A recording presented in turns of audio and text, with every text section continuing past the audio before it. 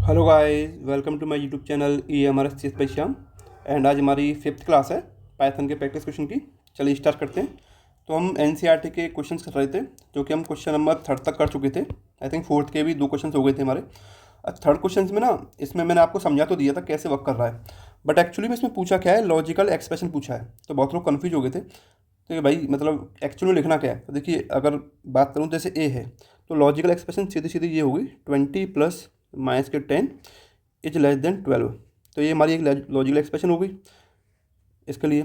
ऐसे ही हम बी की बात करें तो सीधी सीधी num 3 is less than equal to 24। ये हमारी इसकी एक लॉजिकल एक्सप्रेशन हो गई। ये समझा तो दिया था मैंने आपको विद प्रैक्टिकल के भाई कैसे होगा।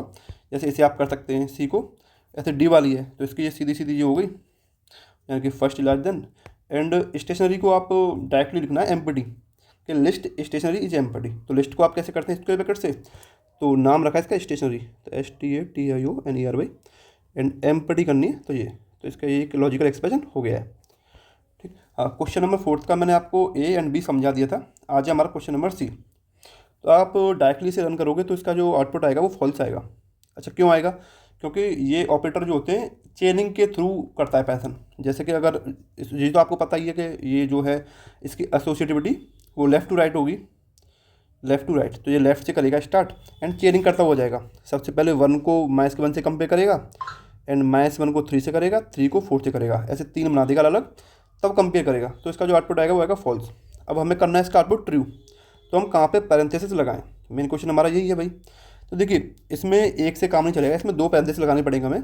एक तो इधर साइड लेफ्ट साइड, एंड एक हमारा राइट साइड।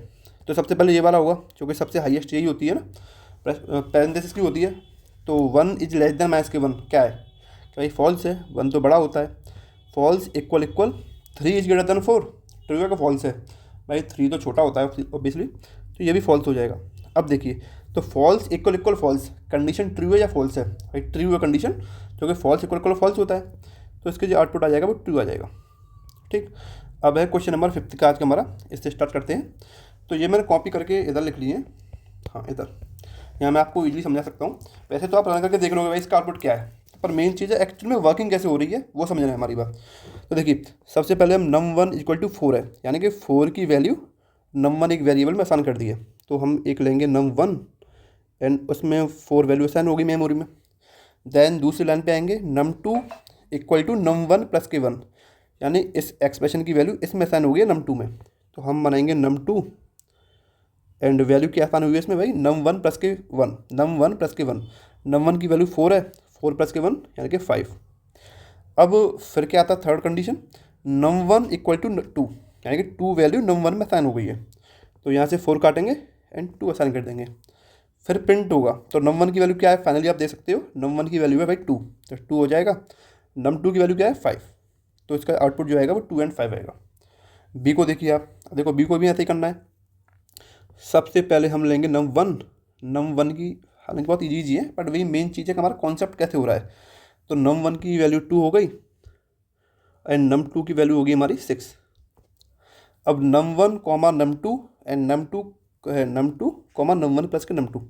देखिए, सबसे पहले ये जो करता है ना वर्किंग होता है टपल अनपैकिंग, यानी कि सबसे पहले ये करेगा राइट साइड की वैल्यू को, ये होती है हमारी RHS। राइट साइड को पहले एवेल्यूट करेगा, देन लेफ्ट साइड में ये असाइन करेगा। तो सबसे पहले हम देखते हैं num2। ठीक। देखो ये करता क्या है, एक तरीके से हम ऐसे पढ़ा है ना हमने लिस्ट कि A0 की वैल्यू 1 में, ऐसे ये हमारा पहले ये यानी फर्स्ट वेरिएबल की और राइट साइड में फर्स्ट वैल्यू को असाइन कर देगा। तो num1 की वैल्यू इधर इसमें आएगी, एंड num2 की वैल्यू भाई इसमें आएगी। तो आप इसे मत समझना भाई इसकी वैल्यू इसमें आएगी, ऐसा नहीं होगा। तो एक्चुअली में वैल्यू कैसे आएगी, सबसे पहले ये लेगा left side num1, and equal के बाद सबसे पहला कौन सा वो है हमारा जो भी डाटा है उसे असाइन कर देगा, इसको इधर से एंड इसको इधर से। पर असाइन तब करेगा पहले RHS को एवेल्यूट कर लेगा पूरा। तो जैसे num2 है, तो num2 को क्या है, num2 में आएगी हमारी, num2 में है वैल्यू हमारी 6, तो यहाँ पे आ जाएगा हमारा 6। एक टपल बना लेगा ऐसे करके, अभी एवेल्यूट नहीं करेगा 6 को, वैल्यू को आप डायरेक्टली अभी num1 में नहीं डालना। देन फिर आगे हम कॉमा के बाद कॉमा लगा दिया, हमारा क्या num1 प्लस के 2। num1 की वैल्यू क्या है हमारी, तो num1 की वैल्यू हमारी 2, 2 प्लस के 2 इक्वल टू 4। इधर अब इसमें डालेगा टपल में 4, 6 एंड 4 हो गई। हाँ, तो भाई ये RHS पूरा वैल्यूट हो गया, हाँ भाई हो गया। अब ये वैल्यू LHS में डाल देगा, यानी कि लेफ्ट साइड वाले में इसमें। तो 6 डालनी है हमारी किसमें, num2 की वैल्यू किसमें डालनी है, num1 में। तो यहाँ पे होगी हमारी num2 की जगह 6, num1 में 2 की वैल्यू 6 हो गई, ठीक। एंड ये जो वाला है इधर की वैल्यू डालनी है हमें num2 में, तो num2 की वैल्यू डालनी है यानी कि 4 डालनी है हमें num2 में, इधर हो जाएगा हमारा 4। तो इसका आउटपुट आ जाएगा 6 एंड 4। ठीक है भाई, समझ में आ गया आई थिंक। एंड सी वाला है, देखो सी वाला है सही है। पहले हम लेंगे num1 में वैल्यू आ जाएगी 2, फिर आएगा हमारा num2 एंड num2 में वैल्यू आ जाएगी हमारी 3। ठीक है, अब देखो ऐसे ही करना है। सबसे पहले जो हमारा होगा ना वो होगा हमारा LHS वाला। पहले हम इसे एवेल्यूट करेंगे, पहले हम वैल्यू नहीं डालेंगे, पहले एवेल्यूट करके देन वैल्यू डालेंगे हम RHS में। तो num1 की वैल्यू क्या है, तो num1 जो जाएगी वो जाएगी हमारी num3 में। तो num1 जाएगी num3 में, पर num3 हमने कहीं डिफाइन नहीं किया है, तो भाई इससे तो एरर आना चाहिए, एरर। अच्छा इसे रन करके देख लेते हैं हम।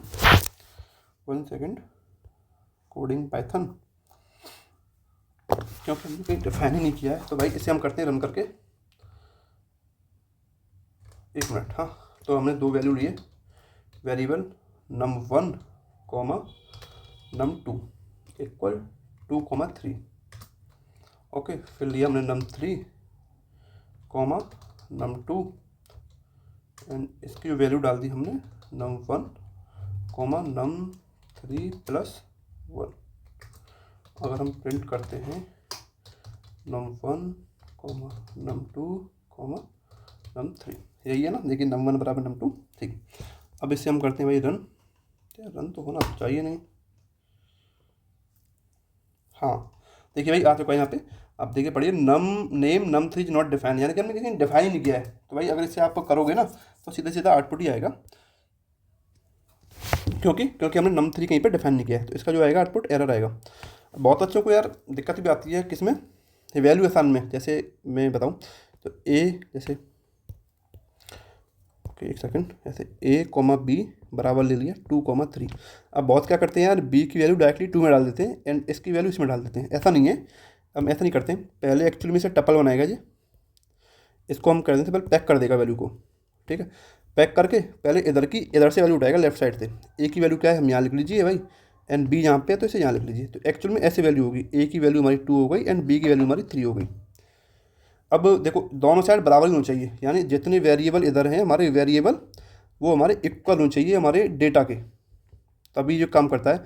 अब मैं इधर लिख लूँ A,B,C और इधर मैं लिख दूँ 2,3, तो वही एरर आ जाएगा। क्यों, क्योंकि भाई वेरिएबल तो 3 है पर डेटा हमारे 2 ही हैं। अब आप C को क्या वैल्यू दोगे, कैसे डिफाइन करोगे। अगर ऐसा उल्टा भी हो सकता है, जैसे मैंने लिख दिया A,B बराबर वैल्यू लिख दिया 2,3,4, तब भी एरर आ जाएगा। क्यों एरर आएगा, क्योंकि भाई वेरिएबल 2 हैं पर हमारे पास डेटा जो है वो 3 है, तो इसलिए दोनों हैं LHS बराबर RHS भी इक्वल होनी चाहिए, ये भी आपको पता होना चाहिए। रन भी करके देख लेते हैं, जैसे मैं आपको दिखाता हूँ। 1 सेकेंड, ऐसे देखिए मिल गया A,B इक्वल 2,3। अब प्रिंट करता हूँ, प्रिंट तो नहीं चला, वैसे मैं रन करता हूँ, देखो कोई एरर नहीं आएगा, कोई एरर नहीं आया, ठीक। अब जैसे ही मैं कॉमा के बाद C लगाता हूँ, 3 वेरिएबल हैं पर डेटा हम पे 2 ही है। देखिए एरर आ गया ना, not enough value to unpack, यानी कि अनपैक करने के लिए वैल्यू नहीं है पे पूरी, क्योंकि वैल्यू बराबर होनी चाहिए। अब ऐसे ही मैं इधर कोमा लगा के वैल्यू कर देता हूँ मैं 4, क्योंकि अब भी एरर आएगा, क्योंकि हमारे पास वैल्यू तो 3 हो गई बट वेरिएबल 2 ही हैं केवल हमारे पास। देखिए too many values to unpack, ठीक है, पहले कम थी ज़्यादा हो गई है, तो इस बात का भी आपको ध्यान रखना है। एंड क्वेश्चन नंबर 5 हो गया हमारा। क्वेश्चन नंबर 6, तो भाई इजी क्वेश्चन है, बहुत ज़्यादा वो नहीं है। Which data type will be the use to represent the following data values and Y. देखो question number A, number of month in a year, तो भाई पता है कितने होते हैं 12, तो आप किस में लिखोगे, तो भाई 12 तो इंटीजर वैल्यू है, तो सीधा सीधा आप यहाँ पे लिख देंगे इंट। अरे यार एक तो मेरी राइटिंग कैसी है पता नहीं क्या होगा मेरा टीयर 2 में, INT, ठीक। रेसिडेंट ऑफ है दिल्ली और नॉट, तो भाई दिल्ली या नॉट आपको पता होगा 2 तरह के वो होता है बोल, इसमें लेंगे हम बोल में 2 तो होता है, या तो आप होंगे तो ट्रू और नहीं होंगे तो फॉल्स, तो हम इसमें हम बोल वैल्यू ले सकते हैं। मोबाइल नंबर, अच्छा यहाँ पे दिक्कत है, मोबाइल नंबर बहुत कहेंगे यार, मोबाइल नंबर यानी कि इंट में हो गया, पर नहीं, इसको हम लेंगे स्ट्रिंग में। क्यों लेंगे, क्योंकि भाई मोबाइल नंबर पे हम कोई एक्चुअली में कोई ऑपरेशन फिल नहीं करते हैं कि हम 2 मोबाइल नंबर ले रहे हैं उनको जोड़ना है, नहीं, उसमें तो केवल हमें एक मोबाइल नंबर चाहिए जो बताए हमारी वो मोबाइल नंबर वगैरह। जैसे एज होती है तो एज में हम इंट में लेंगे, क्यों? क्योंकि हम एज में हम काउंट करते हैं। भाई आज हमारा 16 हो गया, कल 17 हो गई है, परसों 18 हो गई है। तो मोबाइल नंबर में क्या करोगे आप? 1 साल हो गया तो उसका 1 नंबर और बढ़ा दोगे। तो ऐसा नहीं है, मोबाइल नंबर हम स्ट्रिंग में लेते हैं। एंड पॉकेट मनी, तो कि भाई ये दोनों में हो सकती है, इंट में ही होगी, वैसे दोनों में क्यों होगी? पॉकेट मनी इंट में ही होगी, फ्लोट में क्यों लोगे आप? ले सकते हो फ्लोट में, भाई बताना मेरे को। ई वॉल्यूम ऑफ स्पेयर, तो भाई देखो ये इंट में भी हो सकती है बट ये फ्लोट में भी हो सकती है, ठीक है। पेरीमीटर ऑफ ए स्क्वायर, तो ये भी दोनों में हो सकती है, इंट एंड फ्लोट। जैसे पेरीमीटर ऑफ स्क्वायर क्या होता है? ए इंटू ए, तो वो किस में भी हो सकता है। अगर 2 हुआ तो 2 इंटू 2 इक्वल टू 4, अगर 3.2 हुआ तो 3.2 3.22, इसका आंसर आ जाएगा। Name of the string student, तो भाई ये स्ट्रिंग में होगा। And address of the student, तो भाई ये भी हमारा स्ट्रिंग में होगा। तो बेसिक बेसिक क्वेश्चन से थोड़ा बहुत पता हो गया हमें ये। अब क्वेश्चन नंबर 7, तो भाई क्वेश्चन नंबर 7 थोड़े अच्छे क्वेश्चन हैं, थोड़े समझने वाले लायक के क्वेश्चन है, जहाँ आप थोड़ा पता चलेगा एक्चुअल में कैसे हमारे ऑपरेटर वर्क करते हैं। जैसे आप क्वेश्चन दिखाऊँ तो ये थोड़े भाई ने कहाँ लगता है कि ड्यूरेबल क्वेश्चन है, करने लायक। तो इन क्वेश्चनों को हम अपनी नेक्स्ट वीडियो में करेंगे। तब तक के लिए टाटा बाय बाय, मिलते हैं अपनी नेक्स्ट वीडियो में।